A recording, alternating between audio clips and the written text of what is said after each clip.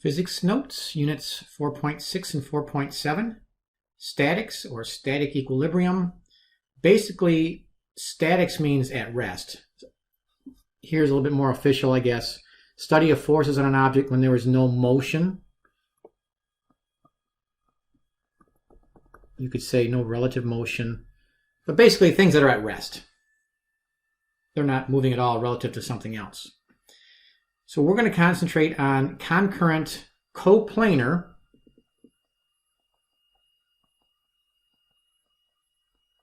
forces. By coplanar, we mean two-dimensional, like flat surfaces, not three-dimensional space. And concurrent means forces that all intersect in one spot. So concurrent means intersecting in one spot. Coplanar means we're in a flat surface, two-dimensional. Equilibrium. Equilibrium is a state of balance when there is no acceleration. F net equals 0. And as we'll later learn, you don't need to really worry about it right now, but the net torque, which makes things spin or accelerate in a spinning motion, rotational motion, that's also 0. So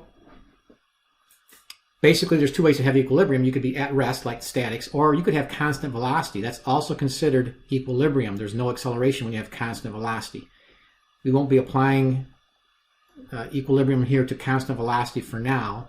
We're just going to have objects that are at rest. They're not accelerating. So it kind of makes life easy in one sense, and here are 3 examples. This is supposed to be a weight hanging from a, well, location A, and these red lines represent ropes, cords, strings, whatever. 350 newtons, that's, well, like I weigh like 600-ish newtons. So, and I'm, 130, 140 pounds. This is like 60, 70 pounds. You could do the conversion there. You don't need to keep it in newtons. That's a force. This string going sideways is perpendicular to the wall. This is supposed to be a wall. These little things that look like, I don't know, hairs or that's just supposed to mean like it's behind the wall. They call them hash marks. The ceiling up here, this is implied if this is a room. This corner right here is a right angle. It's a standard room. The ceiling is horizontal, the wall is vertical. So we make all those assumptions. But we have 3 ropes basically, concurrent at point A. That's the point of intersection of all 3 ropes. All right, and we want to calculate the tension in all 3 ropes. So this will employ some of the techniques that we've been using in this unit, one of them being a free body force diagram. It's very important here. So I'm going to draw the free body force diagram of that point A, the forces acting on point A. So step 1 in these problems is to draw your free body force diagram relative to the point of concurrency, point A, which is this point right here. And I have 3 ropes pulling on that spot. I have the rope that goes straight down attached to the 350 Newton weight, pulling down on point A. I have a rope pulling to the right on point A and one up and to the left at 75 degrees. And there's nothing magical about the subscripts here. You could have called them, any order here, 1, 2, and 3. You could call them 5, 6, and 7. Doesn't matter, but you need to stay organized as you go along now. All right. What's most important, as we kind of started off this unit, is to find components of any angled vector, and T2 is the one that's the most of concern right now. So what you would like to do is find the components of vector T sub 2, and then we'll draw a new diagram. But let me do that. So we have our free body force diagram. Then I take any angled vector, and I put it in blue here, and find the components. Here we have to do it symbolically, since we don't know the size of T sub 2, which is the hypotenuse here in this vector diagram. But applying SOHCAHTOA, the sine of 75, and that 75-degree angle right there is, you can figure that out from the geometry. It's kind of going back to alternate interior angles if you have parallel lines. That's the 75-degree angle, which is equal to its alternate interior angle at the top, which is 75 degrees. You could deal in this problem with the other angle that's complementary here, the 15-degree angle. You could take sines and cosines of the 15-degree angle, but it'll give you the same answer, but I'm going to use the, the sine and cosine of the 75. And once again, this side over here on this rectangle to the left is the same size as t sub 2y. And then the top part is t sub 2x. Don't need to know that, but that's kind of handy as I apply sine and cosine. All right, so I wrote those down in terms of t. T sub 2y is t sine 75, t sub 2x is t cosine 75. We've done some of that before. Now, what the ultimate goal here is to draw a component diagram. So don't mix and match these. I'm going to draw a new diagram here and explain how I'm applying the components in static equilibrium to solve this problem. And once again, pause this video if you need to draw all this. But this diagram over here is the one I'm most interested in having. Don't mix and match the two diagrams, this diagram I have here with this diagram there. All right, I want to put, what I've done is I still have t sub 1 straight down, but I know t sub 1 is 350. That was kind of given in the problem way to the left. So I've already written that down. T sub 1 is that rope pulling straight down. It's pulling down with 350 newtons of force on point A. So this is still point A here in the middle of this diagram. All right, now rope number 3 is pulling to the right. I haven't changed that. But then what I've done is I've replaced t sub 2 with its two components. So I'm kind of ignoring t sub 2 at the time being, for the time being. We just want this simplified diagram to the right because it's the most helpful when we solve the problem. Because we have static equilibrium, F net is 0, all the forces must balance. All the forces up and down must add up to 0. All the forces left and right must add up to 0. That tells me right away that t sub 2y, here's the easiest part to go to right now, t sub 2y is equal to 350 newtons because it has to equal t sub 1. The up force here, t sub 2y, has to equal the down force in order for this to stay at rest, according to Newton's first and second laws, because the net force is 0, up and down. Same thing is true left and right, but I have t sub 2y equals 350. Well, here's how that helps me now. Since I know t sub 2y is 350, I can use my components, this one in particular. I know that t sub 2y is t sine 75. So I'm going to plug into that equation, okay? Since I know t sub 2y is t sine 75, I'm just going to plug in. I know that then 350 equals t times sine of 75. So what I did is I put the 350 in for this over here. So I put 350 in for that, so I have 350 equals t sine 75. Well, that right there, if you just do the math right now, you'll have 350 divided by the sine of 75. The sine of 75 is some decimal number. I plugged it in my calculator to 2 sig figs. I believe that's 360 newtons. Once again, if you give 3 sig figs, okay, no biggie, but don't go to 4 or 5 sig figs. All right, so the tension T is 360. Actually, that should have said, I should have put the subscripts down here. This is T sub 2. This is T sub 2. This is T sub 2. That's T sub 2. Very important there. That's T sub 2. I don't know why I left that off. But T sub 2y is T sub 2. I did put it in the diagram. Okay, that's all for T sub 2. Those are the components of T sub 2. And then that allows me to solve for T sub 2, so now I'm 2/3 of the way done. I have T sub 1, T sub 2. Now I have to get T sub 3, although it's pretty easy right here because what you see in the diagram is that T sub 2x has to equal T sub 3. Well, so all I have to do is figure out T sub 2x. I can use this equation because T sub 2x equals T sub 2, which we now know is 360, times the cosine of 75. So I just plug that in. And I get T sub 2x equals, I think it is, it's either 93 or 94. I can't read my own writing there. It doesn't matter whether it's 93 or 94, but I think it's 93 newtons. That's T sub 2x. But if that's T sub 2x, then that means that T sub 3, which equals that, is also 93 newtons. So there we go. That's how tight. That's the tension. The tension is a force in a rope right? So instead of calling it F sub 1, F sub 2, F sub 3, which I could have done, that is T. T is a force in a rope. Rope's pull. Okay, let's do another example here. You have Carl on a slack line. All right, so this is kind of exaggerated. I didn't draw this diagram, but it's kind of cute. So the trees probably aren't bending like that, but who knows? We have Carl, all right, standing in the middle of that slack line. All right, and very similar to the last problem. Well, we're going to do a similar technique. We're going to draw a free body diagram. But when Carl stands on this slack line, the slack line kind of stretches a little bit and bends, forms kind of like a V shape.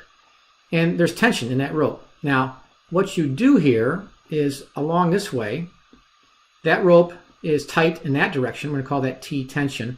I'm not going to call it T sub 1 quite yet because, okay, let me try to do a little bit better. All right, that's supposed to be, once again, a straight arrow. It turns out that if you're standing in the middle of a rope, dead center, this is what the case, and you can take a shortcut here. The shortcut here is if you're in the middle of the rope, there's symmetry. It's the same tension either way. So the rope is the same tightness in either direction. And he is then putting that on a 150-pound force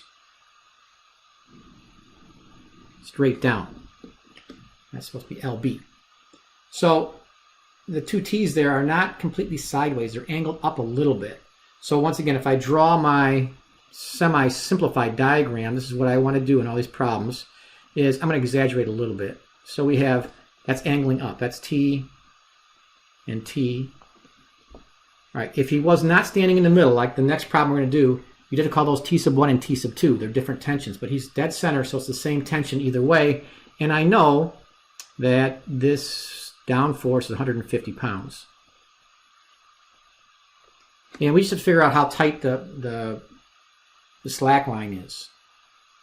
All right, so bottom line, like the last problem, all right, we have to then break, we have two forces at angles. So the final diagram here gets a little bit tricky, but not too bad. I know that I have 150 pounds of force down, and we can leave these in pounds. Didn't say you have to convert. All right, so these are some, if you just stay in pounds, the answer will come out in pounds. We also have feet and inches here. We'll deal with that in a minute. But the two T's, all right, well, let me look at either one of them, and I'll come down here to the left. I'll take this T. It doesn't matter. They're symmetrical, so the diagrams will be the same. In other words, just for some space issues, so I have T. I have T pulling up to the right, and I have to the left as well. But same as before, I want to find components. So that T is pulling up and to the right, so it's pulling to the right. I have T sub X, and it's pulling up. It's got an angle upwards. These are the components. That's T sub Y. It's supposed to be T sub Y. And then I can make the rectangle. Well, you don't have to draw the rectangle every time, but I typically do, just to kind of get it. All right, so I have my rectangle. The issue here is I don't know any of the angles. However, it does give me some geometry of the problem that I can figure out the angles. So I'm going to do a separate diagram for the angle. Okay, so I've done a few things here. In this diagram, I'm going to erase this green triangle. But it turns out that the proportions for the distances are the same proportions for the force proportions. In other words, you can use the distances to get the angles, then to find the component parts of the vector forces. So this green triangle here, right, represents the angle of deflection when Carl stands on that rope. So this green triangle, which I don't normally put in this diagram, so I think I'm going to erase that, is then I redrew it as a blue triangle based on the geometry that was given, that there's a deflection of 9 inches when Carl stands on the rope. And it's 24 feet between the two trees, so half of that is 12 inches from one tree to the middle. And you want to be all in inches, so 144 inches, 12 feet is 144 inches, 12 times 12. So then I can figure out the angle. Tangent of theta is 9 over 144. And then that would transfer to my vector components for T sub X and T sub Y. I'm going to see if I can erase that green triangle. You don't have to erase the green triangle, but I don't normally Let's see if it does work. Kind of does. Yeah, there we go. All right. So, yeah.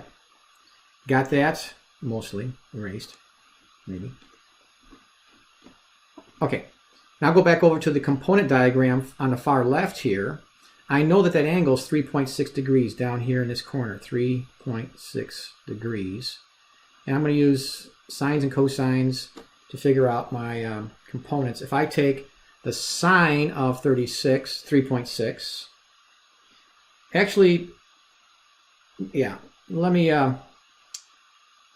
take the sine of 36, okay, 3.6. So the sine of 3.6 equals t sub y over t. So t sub y is going to be t sine 3.6. And once again, that's symbolic. I don't know a lot of other things right now. But if I do that same argument, I'm going to get t sub x equals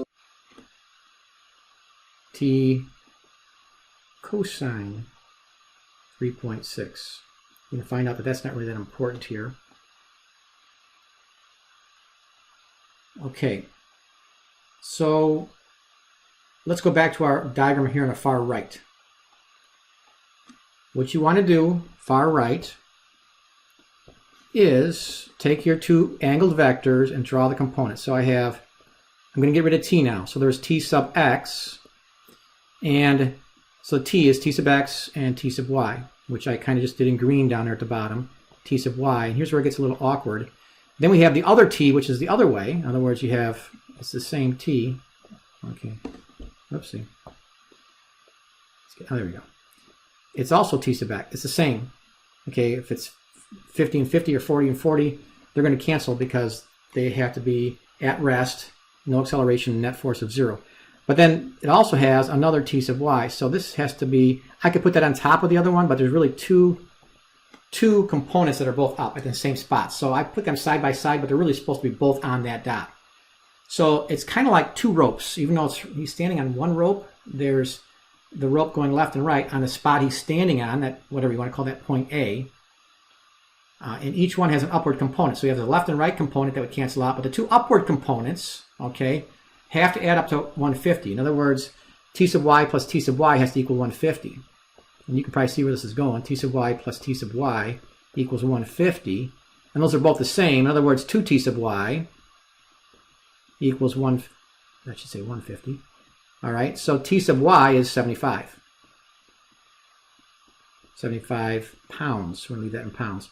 Now, it's not my final answer, but it's important. In other words, if I have two equal vectors up that have to add up to 75, add up to 150, they're each 75. So 75 plus 75 is 150. So up and down, we have cancellation. We have an F net of 0.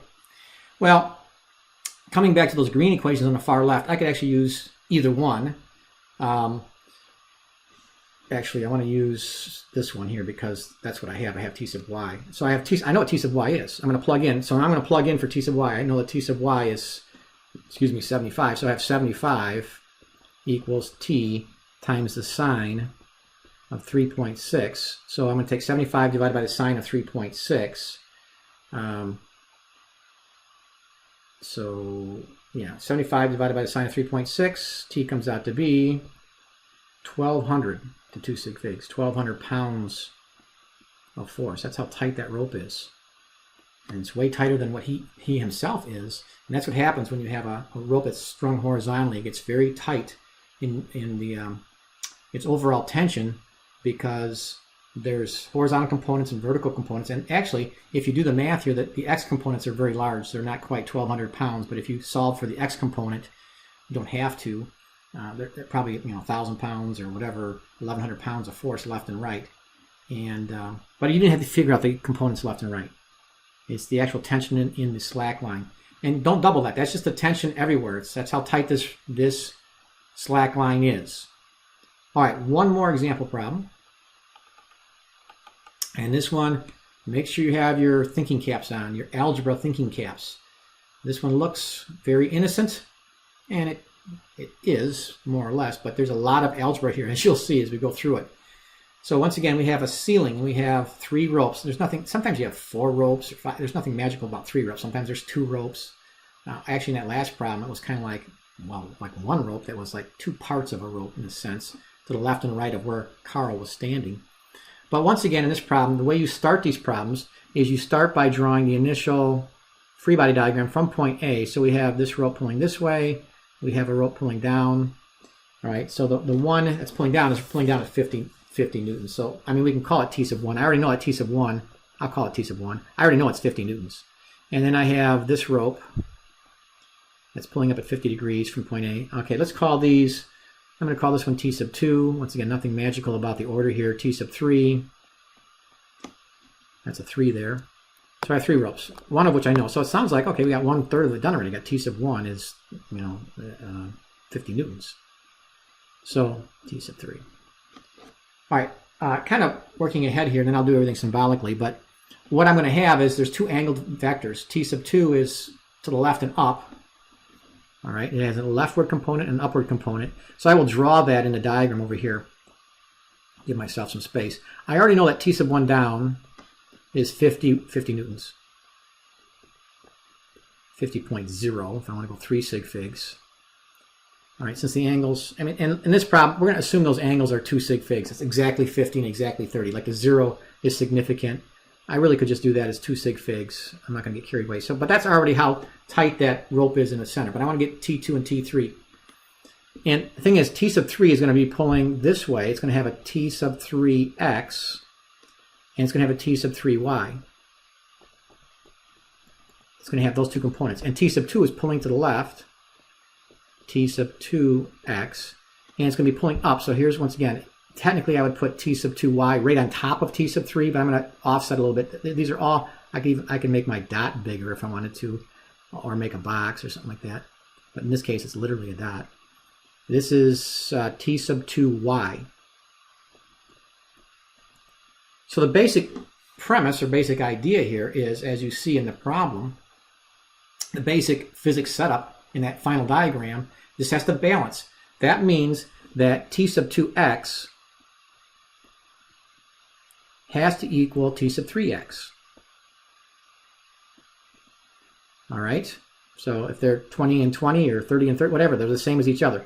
And the 2 ups have to add up to the 1 down. So there's 2 upward components, and there's not always upward components. Sometimes there's a couple of downward components that you got to factor in, as you'll see in the homework.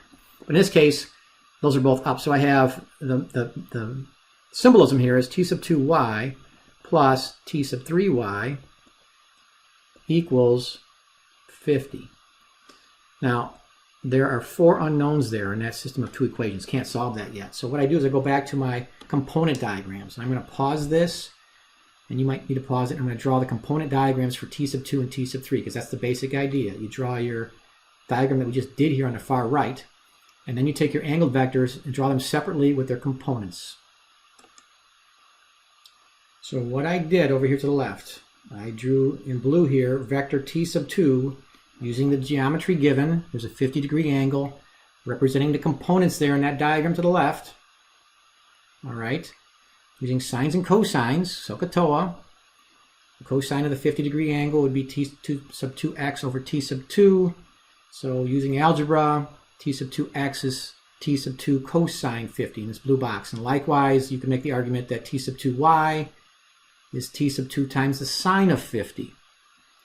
Likewise, I take my T sub 3, represented by a green vector here, at the 30-degree angle from the geometry given.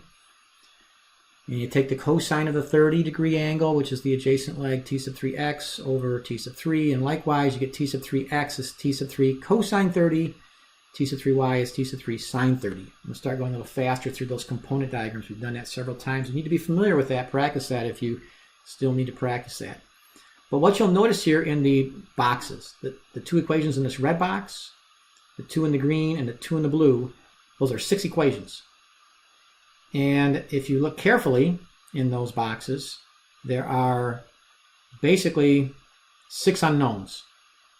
There are 6 unknowns. In general, in algebra, if there are 6 unknowns, you have T sub 2 and its 2 components, T sub 3 and its 2 components, there's 6 unknowns. You need 6 equations. So we have a big algebra problem here. We have 6 equations that we have to put together, and there's different ways of doing it. The main way we do here in physics is just substitution. We do a lot of substitutions. There's also things called matrices and linear combinations, but we don't normally have to do that here. It's substitution. So what I am going to do by substitution, I'm going to take these blue equations, or blue things, blue expressions, well, equations, and plug them in there, and I'm going to plug these in here, the green ones. All right? So that's what I'm going to do. I'm going to take all the expressions. Bottom line is, let me circle this with red, I guess. Okay, so what I'm going to do here, I'm going to take this, on far left, I'm going to take this t sub 2 cosine 50. This t sub 2 cosine 50 is equal to t sub 2x. I'm going to plug that in, follow this green arrow right here. I'm going to plug that in right here. I'm also going to find t sub 3x. All right, t sub 3x is in this green box. That's this thing. I'll circle it in red. So those 2 red circles that I just circled there, I'm going to put into this expression right there. In other words, I'm going to take this red box, all right, and the top equation is going to become t sub 2 cosine 50 equals t sub 3 cosine 30. I still have an issue here because that equation I just wrote has 2 unknowns, t sub 2 and t sub 3. I can't literally solve it directly yet because I can do it symbolically. I can move things around, which I will here in a few minutes. So basically what I did is I'm going to kind of number these. So this was number 1 right here. That was, I plugged that in. Step number 2 of substitution was that. And then number 3, I brought it down here. So I substituted those 2 into the top equation. All right. Now this bottom equation, t sub 2y plus t sub 3y equals 50. So I'm going to come back over here. Let me choose a different color to make this stand out a little bit. I have t sub 2y. T sub 2y is this, and t sub 3y is this. I'm going to plug them in here and here. All right. I'm going to take those expressions for t sub 2y, t sub 3y, plug them into those 2 spots, and set them equal to 50. So I'm going to bring that down. So that becomes basically t sub 2 sine 50. I hope I don't make a mistake. You can see how you could easily make a mistake. There's a lot of numbers here, a lot of steps. So I'm just going to pray I make all the right moves here. Be gracious if I have a number that I transpose incorrectly. Sine of 30, so equals 50. In other words, this equation came down to here. All right. So now what I'm looking at, if I look at those 2 equations I just wrote down, so I'll put a box around those 2 equations right there. Oh, I went off the page. Okay, those 2 equations, all right, are fairly complex, but there are two variables in there. There's t sub 2 and t sub 3 in those 2 equations. So next move, this is not the only way to do the problem, but it's a way to do the problem. I am now going to take, all right, this top equation right here, all right, and solve it for t sub 2. In other words, give myself some space. All right, so this is like, okay, this over here was step 4. Now I'm doing step 5. I'm going to do a little bit of algebra on that red equation. I'm going to move things around. I get t sub 2. If I move the cosine 50 over, I get t sub 2 equals t sub 3 times the cosine of 30 divided by the cosine of 50. Once again, the cosine of 30 goes together, the cosine of 50 goes together. So I now have this. Okay, I took this equation and just rewrote it, moved the cosine of 50 to the right. Now I'm going to take that. Okay, let me try to color coordinate this so hopefully you can follow it. There's a lot of steps here. I'm going to take this expression from that equation and plug it into t sub 2. It's substitution. So it's going to look like a lot, which it is. So I'm going to take that whole thing in that circle.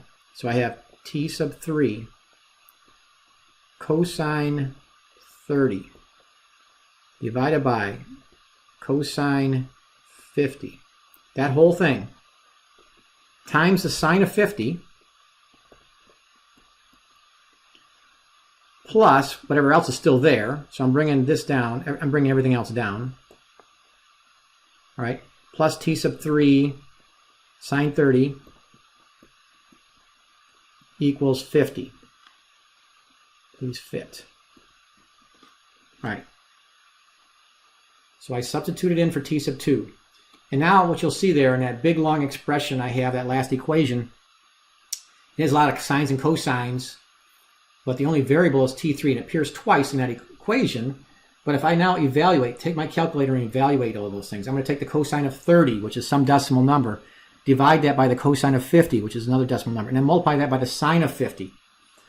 What you end up with is 1.03 t sub 3 plus 0.50 t sub 3, because the sine of 30 is 0.50, equals 50. All right, now it feels good. When you get done with this, it feels good if you did it right. I think I did it right. And when another person comes by who doesn't understand physics, they'll think you're like Einstein or something if they see this on your paper. There's a lot of numbers here. Not that you need to impress anybody, but hopefully you can follow this. And I'm trying to be organized with color coding. So I can add 1.03 plus 0.50, get 1.53 t3 equals 50, t sub 3 equals 50. So that gives me t sub 3. T sub 3 then comes out to be 33 newtons. Wow. All right, all of that to get t sub 3. I already know that t sub 1, we already knew that t sub 1 was what, 50 newtons? 50.0. All right, you can just say 50. So we have those. Now I need t sub 2. And it becomes pretty easy. I can just use this equation here, this one in this box, because I know t sub 2 is t sub 3 cosine 30. In other words, t sub 2 now is t sub 3, which I know is 33. 33 times the cosine of 30, divided by the cosine of 50. So you go to your calculator and let it do all the work. You evaluate, it gives you a decimal for cosine of 30 times 33 and then divide by whatever the decimal is for cosine of 50. And if you do that, hopefully, I did it right, 44 newtons to 2 sub 6. Wow, we're done. Those are the 3 tensions in those 3 ropes. All right, so the basic idea there is draw your diagrams. We won't have too many of these, but we will have the principles involved. That is, draw a diagram, break it down into components, and then apply the algebra. A lot of this was the algebra. The physics was just setting it up. This was a humongous algebra problem, and congratulations, we finished that. So in conclusion here, I added some numbers. This was step 6, and you can subdivide these in other steps, 6 to 7 to 8 sub-steps, but the basic idea is I've put the numbers on there if you want to go back and study this later on. This was step 6. I substituted here and then took this and solved it algebraically by using my calculator. So I called that step 7, solving all those. And then step 8, I took this number and plugged it over here into this equation. So this was the last thing I did. So if you're going back to your notes, it might be helpful.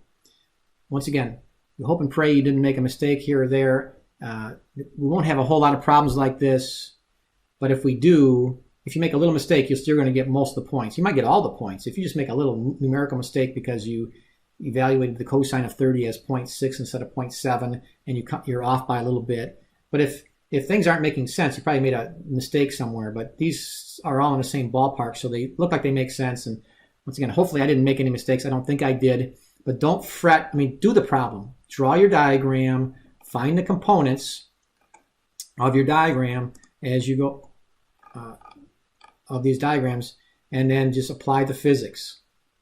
And you'll get most of the points, if not all the points, even if you make a minor mistake. Follow the steps.